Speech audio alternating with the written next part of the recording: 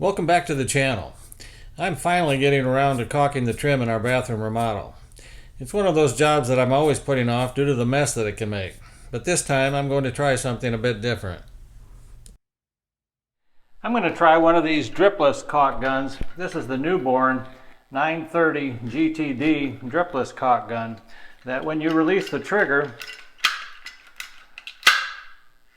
it stops the flow of the caulk immediately, unlike older conventional caulk guns, which require you to separately hit this tab in the back in order to cut it off. This model has a spout seal puncture tool that folds out on the front end and a spout cutter on the rear handle, which is handy, but I'll probably still use a razor knife for a more exact cut. The caulk that we decided on using is this Dap Dynaflex 230, which is an advanced latex caulk. It's 100% waterproof, stays flexible, and doesn't crack. And unlike silicone caulk, this caulk can be painted. There's a number of caulking trim tools out there for smoothing out the caulk once you've applied it if you'd rather use one. This is one that I've used in the past and it has a rubber edge on it.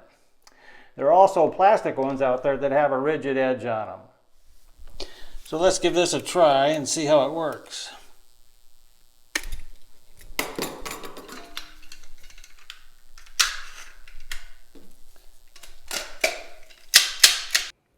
Half the battle on getting a nice baseboard caulking job is don't cut your hole in the caulking spout too big. Get a nice small hole and cut it at an angle so you can direct it into the corner of the molding, and don't put too much in the groove. You can always smooth out and try to get a nice, and I'll show you how this stops. It does, as advertised, stop as soon as you release the handle, whenever you need to stop. Take your wet finger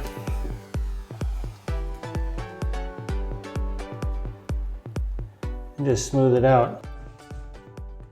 It's also important that you keep the caulk spout clean and flowing freely. I used a wet paper towel to clean the tip and a toothpick to clear the inside of the spout as needed.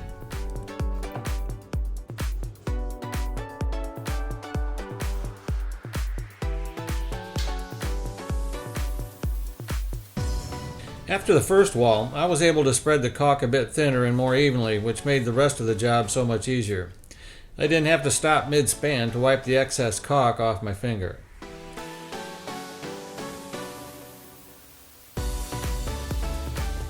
And as you see here, I was able to smooth out an entire board without excess caulk building up. So I'll give you my honest assessment of this newborn dripless caulk gun and the Dap Dynaflex 230 caulk. I'm really happy with how easy it was to apply the Dynaflex 230. It flows nicely and cleans up easier than silicone. I think it's a great choice for caulking trim, and as I mentioned earlier, latex caulks can be painted whereas silicone cannot. I would stick with silicone caulk for exterior applications and wet areas, but this advanced latex caulk works great for interior trim work. I'm also giving this drip-free caulk gun a big thumbs up.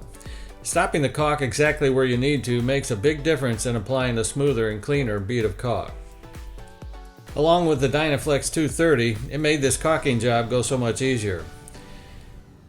So hopefully you found this information to be helpful. Don't forget to hit that like button and subscribe. Also, check out our bathroom remodel playlist and the rest of our content on our DIY Boomers channel. See you next time.